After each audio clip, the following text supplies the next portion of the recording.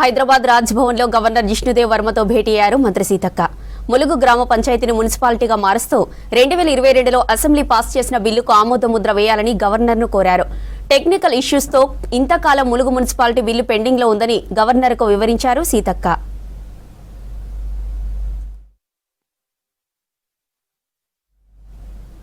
గత ప్రభుత్వ తప్పిదాలతో ములుగు మున్సిపాలిటీకి నోచుకోలేదని విమర్శించారు మంత్రి. తెలంగాణ మున్సిపల్ చట్ట సవరణ బిల్లులోనే ములుగు మున్సిపాలిటీ అంశాన్ని చేర్చింది గత ప్రభుత్వం. అదే బిల్లులో జీహెచ్ఎంసీ చట్టానికి సవరణలు ప్రతిపాదించింది. దీంతో ములుగు మున్సిపాలిటీ బిల్లు గందరగోళంగా మారిందని చెప్పారు మంత్రి సీతక్క. మన రాష్ట్ర గవర్నర్ గారిని కలవడం జరిగింది. ముఖ్యంగా మా ములుగుకు సంబంధించినటువంటి ఒక రిప్రజెంటేషన్ వారికి అందజేయడం జరిగింది. అది ఆనాడు 2022లో నాటి గవర్నమెంటు బీఆర్ఎస్ గవర్నమెంట్లో మా ములుగును మున్సిపాలిటీగా చేస్తూ ఒక బిల్ పెట్టడం జరిగింది.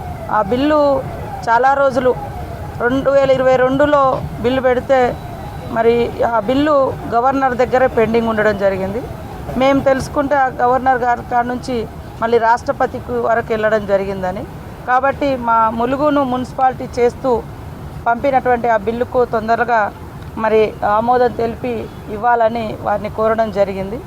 ఆ బిల్లుతో పాటు ఇంకా 4-5 బిల్లులు గత గవర్నమెంటు పంపడంతో మా ములుగు మున్సిపాలిటీ బిల్లు కూడా పెండింగ్లోనే ఉంది.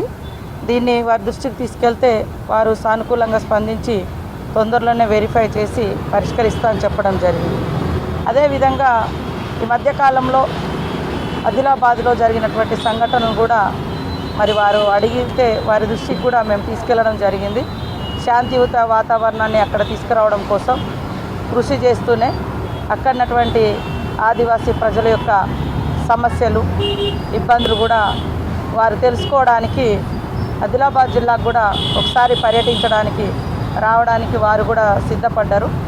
మేము కూడా ఒకసారి వీలైతే గవర్నర్ అంటేనే గిరిజన ప్రాంతాల మరి ప్రత్యేక పాలనా అధికారి, వారికి ఉండేటువంటి హక్కులు 5th షెడ్యూల్ ఏరియాలో.